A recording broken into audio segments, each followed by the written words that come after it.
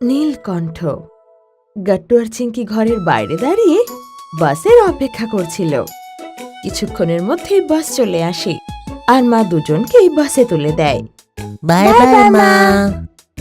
Bye bye Sonara, আজ টিফিনে তোমাদের ফেভারিট স্যান্ডউইচ আছে, মনে করে শেষ করো।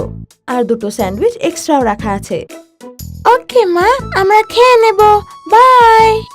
আর যতক্ষণ না বাস চোখের সামনে থেকে চলে যায় মা দেখতেই থাকে।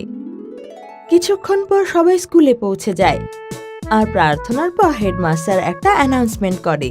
গুড মর্নিং বাচ্চারা। Good morning sir. আশা করি নতুন বছরে সবাই নতুন রেজলিউশন নিশ্চয় করেছে আর আরো ভালো করে পড়াশোনা করছে। Yes sir. এই বছর আমরা ভেবেছি যে প্রত্যেক সপ্তাহে একটা স্পেশাল ক্লাস হবে, যেখানে দেশের সংস্কৃতি, ধর্ম আর ইতিহাসের ব্যাপারে বলা হবে। আমি আশা করি প্রত্যেক বাচ্চাই স্পেশাল ক্লাস থেকে নতুন জিনিস শিখবে। আপনারা সবাই এর জন্য প্রস্তুত? Yes sir. ঠিক আছে, বুধবারের লাস্ট পিরিয়ডটা এই ব্যাপারেই থাকবে। All the best. Thank you sir. সারাদিন স্কুলে বিভিন্ন বিষয়ের ক্লাস চলতে লাগে, কিন্তু সব বাচ্চাদের মন শেষ পিরিয়ডের দিকে ছিল। আর শেষমেশ শেষ পিরিয়ড এসেও যায়। আর বাচ্চারা কেমন?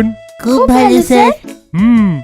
যেমন হেড স্যার বলেছিলেন, আজ থেকে আমরা নতুন সাবজেক্ট পড়ব, যেটাতে আমরা হারিয়ে যাওয়ার সংস্কৃতির ব্যাপারে, ইতিহাস আর ধর্মের ব্যাপারে চর্চা করব। আমরা এখানে ইতিহাসের ব্যাপারে কথা বলবো, যেটাকে লোকে মাইথোলজি বলে, কিন্তু এদের সাক্ষ্য আছে, বুঝলে? Okay sir. আজকে আমাদের বিষয় হলো নীলকণ্ঠ। সবাই তো নিশ্চয় জানে যে শিব ঠাকুরকে আমরা দেবাদিদেব মহাদেব বলি। ওনার লিঙ্গরূপেও পুজো হয় আর ওনার ফটো আপনারা হয়তো দেখেছেন। ওদের মধ্যেই একটা রূপ হলো নীলকণ্ঠের, যার ব্যাপারে আমি কথা বলবো। Are you excited?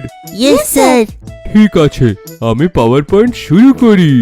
যেমন আপনারা ফটোতে দেখছেন, কণ্ঠ মানে গলা। শিব ঠাকুরের গলাটা নীল অনেক ফটো আর ভিডিওতে দেখেছেন, কারণ উনি বিষ খেয়েছিলেন। এইটা কেন আর কি করে হলো, আর শিব ঠাকুর বিষ খেলেন কেন, এইটা আমরা আজকে গল্প রূপে জানবো। Okay sir. আর টিচার গল্প বলতে শুরু করে। এক সময়ের কথা, সমুদ্র মন্থন হচ্ছিল। দেবতার অসুর শেষনাগকে ধরে দুদিক দিয়ে ধরে সমুদ্র মন্থন করছিল। একের পর এক অনেক জিনিস বের হচ্ছিল। ওয়াও, এতে শেষ নাগের কি কাজ? আজকের সময়তে আপনাদের কাছে তো মিক্সার আছে, যেটাতে প্রত্যেকটা ঘরে মাখন হয়। আগে আলাদা হতো, কাঠের ইয়েতে দড়ি লাগিয়ে দিয়ে বা কোনো জিনিসকে যদি ভালো করে মাখার থাকে মন্থন করা হতো। এটা কি জিনিস স্যার?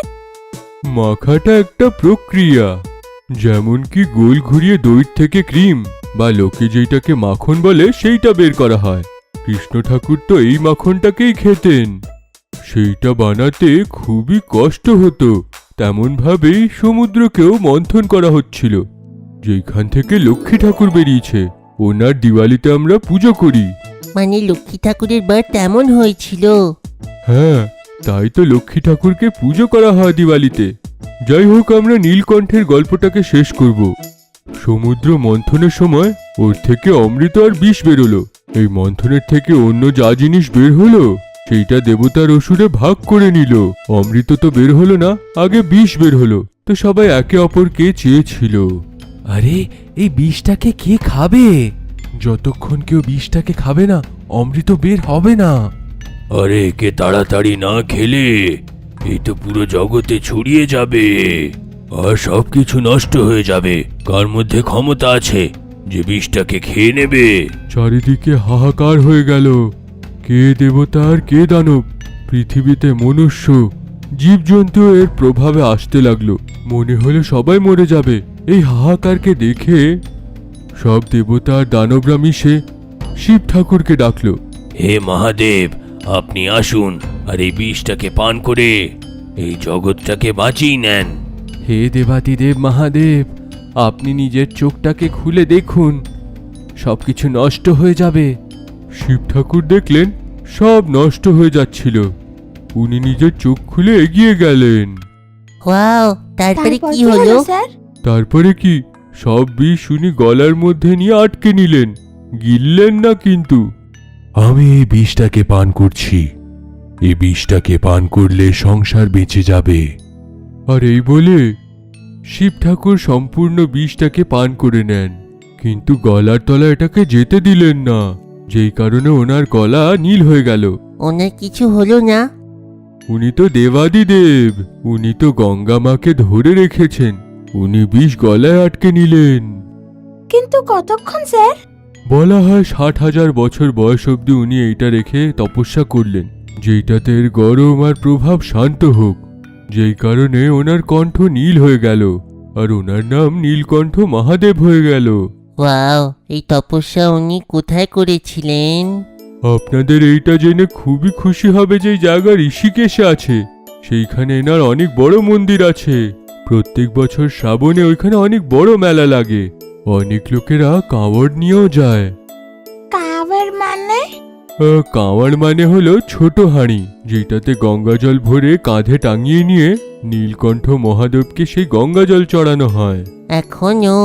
হ্যাঁ বাচ্চারা, এখনো জল দিয়ে বিষের তাপটাকে শান্ত করা হয়, তার সঙ্গে বেলপাতাও দেওয়া হয় নীলকণ্ঠকে। উনি আমাদের জন্য এত পেন নিল? হ্যাঁ, উনি আমাদের প্রাণ বাঁচানোর জন্য সব বিষ নিজে খেয়ে নিলেন। সব বাচ্চারা তালি বাজাতে লাগে।